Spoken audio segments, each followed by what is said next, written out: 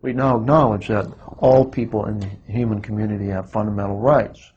So the next step in the development of this moral and legal evolution is to say, wait a minute, if we're going to say that people of color have rights just as well as white people have rights, and that women have rights just as well as men have rights, it really makes no difference to say that non-human animals don't have rights, and that humans have rights.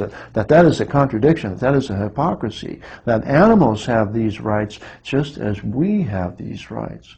So therefore, first of all, right guarantees you basic freedoms and liberties. And for the non-human animal, it's going to be their right to bodily freedom. That means we don't experiment on them. That means we don't confine them in cages. That means we don't hunt them.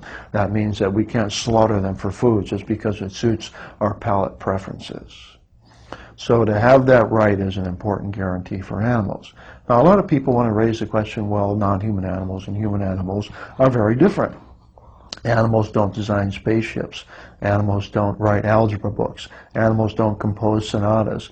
Animals don't think about the world on an ethical level than we do.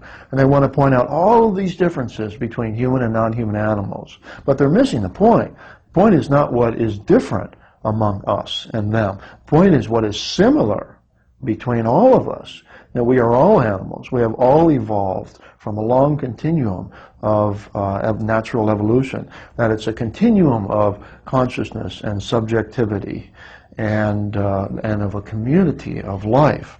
And so what really is at issue is what unites us, not what separates us. And what we have, that what we share with the animal world is that we're sentient animals and that we can feel pain, and that we know the difference between pleasure and pain, that we have choices, we have preferences, we have a life that is precious to us, and we have young family members that are precious to us, and that we have wishes and plans, and we are subjects of a life. All living animals share this in common. And when you get right down to it, why human beings have rights is because they can feel pain, and they have these kinds of preferences. And the animals live in the same kind of world as we do at that level. And that's all that is needed for any living being to have rights. If you can feel pain and you have preferences, then no one ought to ever take those preferences away from you and inflict pain on you for any reason. If you have a right to your own integrity of your body. What you mean when you say that animals have rights is simply that you're not to take their life, invade or injure their bodies, or deny them their freedom because you think you're going to benefit, or you think we're going to benefit. The rights of the individual trump the interests that others have, the benefits that others are going to have. So the notion of an inalienable right, that is a right that can't be taken away or can't be traded off, I mean, yeah, it can't be taken from me. Yeah, animals certainly have inalienable rights.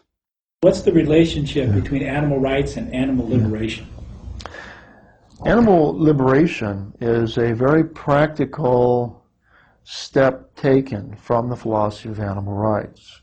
Now, a lot of people talk about philosophy rights, but they don't about animal rights, but they don't do animal liberation.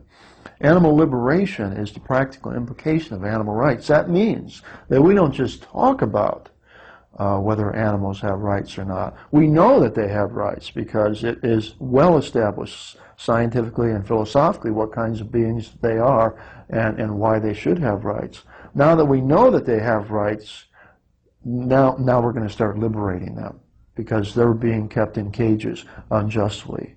They're being denied their rights. And now our duties are to protect those rights. And one of the key principles in ethics in general is that to be a good moral person, it's not enough just not to do harm. You have to actively do the good. So what people from the animal liberation front are assuming is that it is our duty to actively do good. It's not enough for them not to do harm by being vegans. They try not to do harm to other living animals. They are out to do the good and to do the right. And for them that means getting every animal out of every cage that they possibly can. How would you answer the charges, and there's a lot of them, that this constitutes terrorism? I would say this is the most Orwellian perversion that I have ever heard, because the real terrorists are people who are out there killing animals. The real terrorists are people out there raping the earth. And the people who are saving the animals from the real terrorists, who are compassionate people, who are ethical people, who are willing to sacrifice their freedom for the life of another being, that is not terrorism. That is noble, that is dignified, that is the ethical life at its purest. Moreover, what kind of a terrorist is it that never harms another living being? Because the ALF does not harm other human beings in their actions to save non-human animals. They're informed by a non-violent philosophy, and they adhere to that very scrupulously. And what kind of a terrorist is it that does not have an explicit political agenda to wreak havoc on a society, but rather to raise the moral consciousness of its culture? They are not terrorists. They are fighting the real terrorists. The real terrorists are people in corporations and people running this government.